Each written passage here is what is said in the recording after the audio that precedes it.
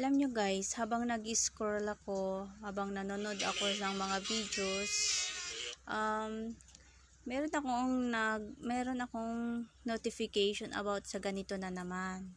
O, 'di ba? Ganito na naman kahapon, meron na naman akong na-receive na ganito. Kasi kahapon, ni-report ko na yung about sa ganito Nag-report na ako nito Ni-report ko to sa page niya mismo kung sino man tong gumagawa ng